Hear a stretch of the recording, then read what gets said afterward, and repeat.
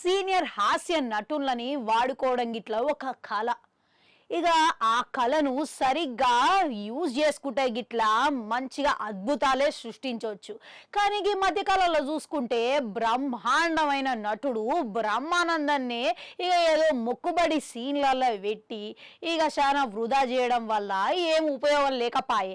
ఇప్పుడు అలీగుట్ల అదే రూట్లో పోతున్నాడంట. నిన్న విడుదలైన డబల్ స్మార్ట్ శంకర్ సైన్మాల ఇక అలీ పాత్ర మొత్తం రివర్స్ అయింది అని అంటున్నాడు. ఇక ఎట్లా ఉన్నది అని అంటే అడవిలోకి వెళ్ళి పోయి మనిషిని ఇక బయటకు వచ్చిన తర్వాత చేసిన చిత్ర విచిత్ర విన్యాసాలు చూసి నవ్వించకపోగా ఎబ్బెట్టుగా కనిపించినాయంట. ఇక ఒకప్పుడు పూరి జగన్నాథ్ అలీ కాంబినేషన్ లో వచ్చిన ఈడియట్ సైన్మాల ఇసుక పాత్రల ఇక అసలు ఎంత అబ్బరు పరిచే లెక్క నటించి ఆదరగొట్టేసిండు అలీ.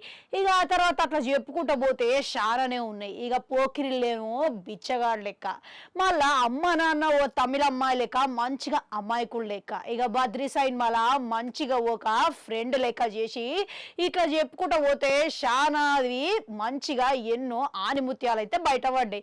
కానీ ఇప్పుడు చూసుకుంటే ఇదంతగా మ్యాజిక్ కనబడకపోగా గది కాస్త రివర్స్ అయిందంట.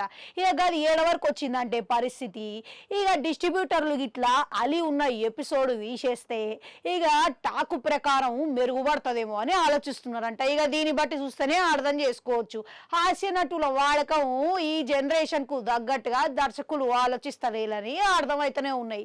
ఇక అప్పటి కాలంలో చూసుకుంటే బ్రహ్మానందం అలీ చేసిన కామెడీ ఎక్కడైనా మంచిగా వండించేది. ఇక ఇప్పుడు టీవీ యూట్యూబ్ ఇట్లా వినోదాత్మకరమైన ఇవన్నీ వచ్చిన తర్వాత ఇక పాతకాలపు నాటి జోకులు కుళ్ళు జోకులు వేస్తే నవ్వడం అనేది కుదరకపాయే.